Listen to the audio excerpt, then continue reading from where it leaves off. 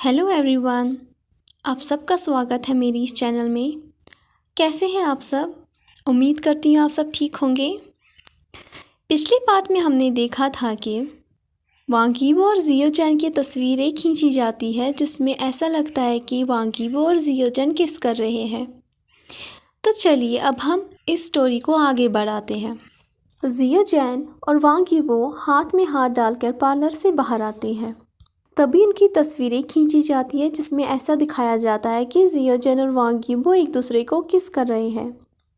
उसके बाद जियो चैन और वांग यीबो बड़े प्यार से अपनी कार में बैठते हैं और वहाँ से चले जाते हैं। अगर कोई उनको ऐसे देख ले तो उन्हें ऐसा समझ में आएगा कि ये दोनों एक दूसरे से बहुत प्यार करते हैं। तो चलिए पहले हम फोटोग्राफ का जो मसला है उसे क्लियर कर देते हैं। एक्चुअल में क्या हुआ होता है कि वांग यीबो का जो शर्ट का कॉलर है वो थोड़ा टेढ़ा हो चुका होता है और जिसे जियो चैन नोटिस करता है। फिर वो वांग यीबो को इन्फॉर्म करता है आपकी शर्ट का कॉलर थोड़ा टेढ़ा हो गया है, जिसका जवाब वांग यीबो बड़े बेशर्मी से कहता है कि तुम ही इसे ठीक कर दो, क्योंकि वांग यीबो उसके करीब आना चाहता है। और वांग यीबो को तो ये भी पता है कि आने वाले कल में जियो चैन उसकी वाइफ बनने वाली है, तो इसलिए वो हक से जियो चैन से कहता है कि तुम ही मेरे शर्ट का कॉलर ठीक करो। और तभी फोटोग्राफर उनका फ़ोटो खींचता है जिसमें ऐसा दिखाई देता है कि वांग यीबो और जियो चैन एक दूसरे को किस कर रहे हैं। जियो चैन और वांग यीबो की जो डेटिंग है वो शुरू हो जाती है और उनकी डेटिंग काफ़ी अच्छे से चल रही होती है। सच कहें तो जियो चैन काफ़ी खुश नसीब है कि वांग यीबो उसके साथ काफ़ी अच्छे से ट्रीट कर रहा होता है। वांग यीबो पूरी तरह से कोशिश करता है कि वो जियो चैन को एक लवर की तरह ही फील कराए, ना कि उसके एक क्लोज रिलेटिव की तरह जैसे कि उसकी दादी माँ। पहली दफ़ा दादी माँ के बगैर किसी और ने जियो चैन से इतने प्यार से और इतने अच्छे से केयर किया था। धीरे धीरे जियो चैन वांग यीबो के सामने कंफर्टेबल हो रहा था और उसे अच्छा भी लग रहा था वांग यीबो के साथ बात करते हुए। हालांकि वांग यीबो कभी कभी अपने चेहरे पे स्माइल आता था, बाकी टाइम पे वांग यीबो के चेहरे पे सिर्फ सीरियसनेस ही होती थी।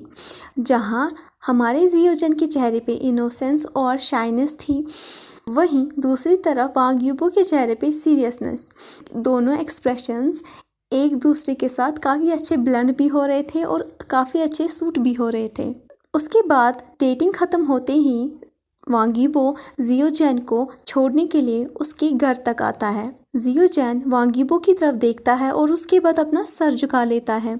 वांग यीबो जियो चैन के एक्सप्रेशंस को नोटिस करता है और फिर कहता है, जैन जैन तुम कुछ कहना चाहती हो क्या? तुम बोलो, मैं सुन रहा हूँ। ये सुनते ही जियो चैन के गाल लाल हो जाते हैं। वो धीरे धीरे अपना सर उठाता है और उसके बाद वो आंसू भरे आंखें झपकाता है। उसके लंबे लंबे पलके देखकर वांग यीबो के लिए काफ़ी मुश्किल होता है कि वो उसके ऐसे एक्सप्रेशंस को बर्दाश्त कर सके।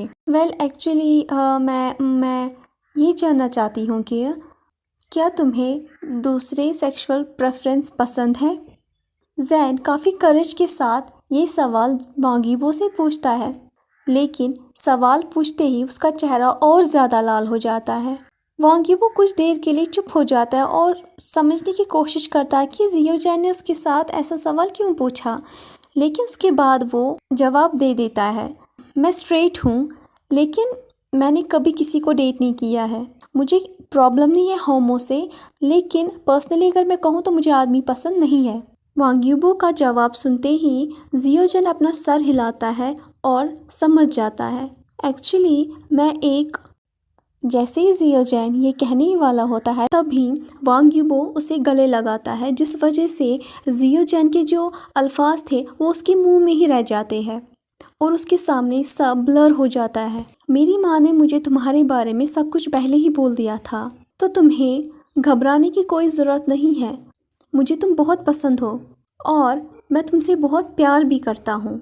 तुम काफ़ी यूनिक हो और काफ़ी प्यारे इंसान भी हो, यीबो जवाब में कहता है। जैन इस बात को कंफर्म करना चाहता था कि वांग यीबो उसे क्या कहना चाह रहा है।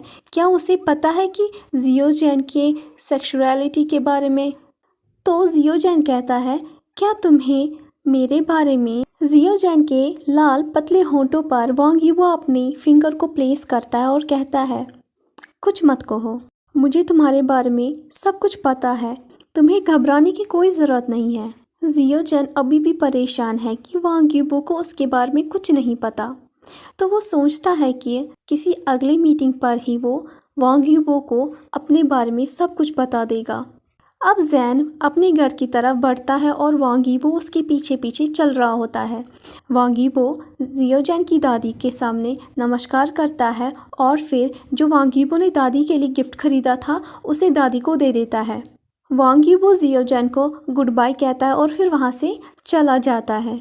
जाने से पहले वांग यीबो जियो जैन के गाल पर किस करता है और जियो जैन का चेहरा पूरा लाल हो जाता है।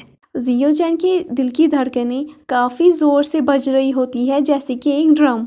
उसने ऐसा महसूस पहले कभी नहीं किया था। ये अजीब सी फीलिंग्स थी जो पहली बार जियो जैन महसूस कर रहा था। उसे तो ये भी नहीं पता था कि इस फीलिंग को क्या कहते हैं, लेकिन उसे बहुत अच्छा भी लग रहा था। ये सोचते समय जियो जैन धीरे धीरे अपने गालों को छूता है।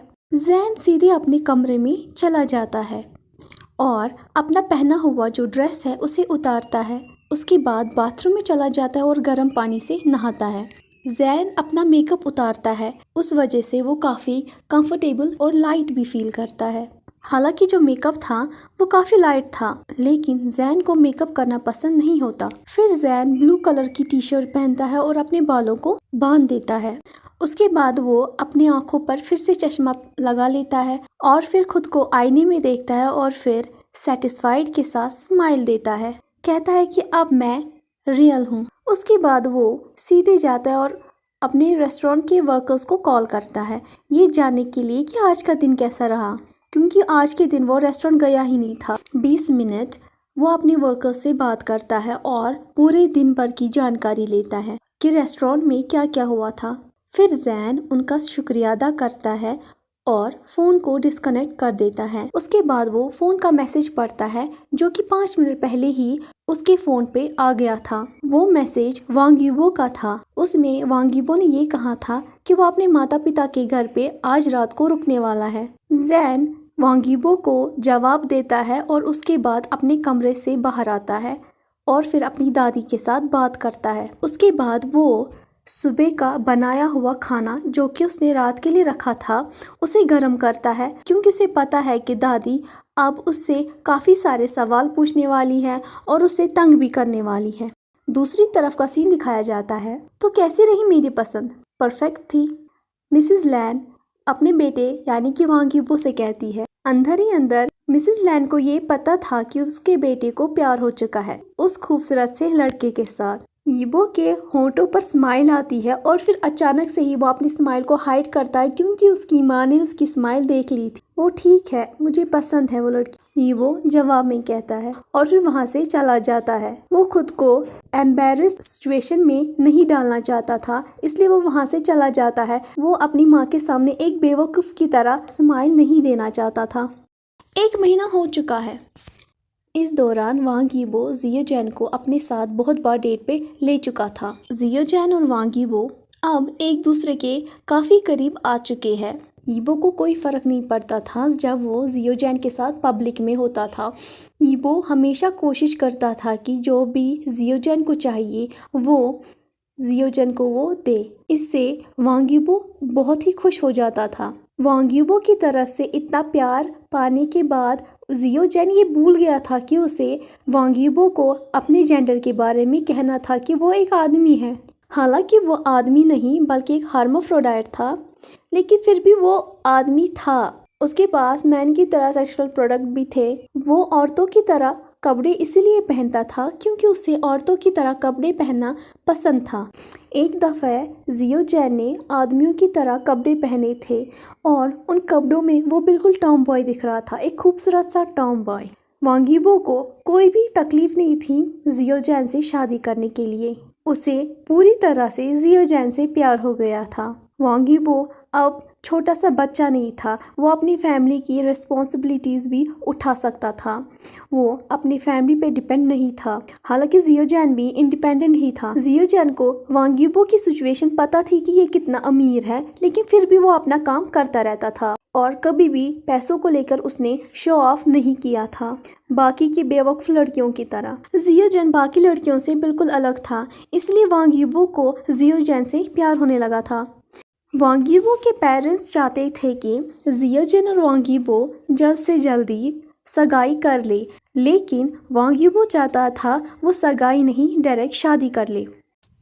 अगर आपको मेरी ये स्टोरी पसंद आई हुई हो तो please please please like, share and subscribe my channel और प्लीज़ कमेंट भी कीजिए। Thank you very much.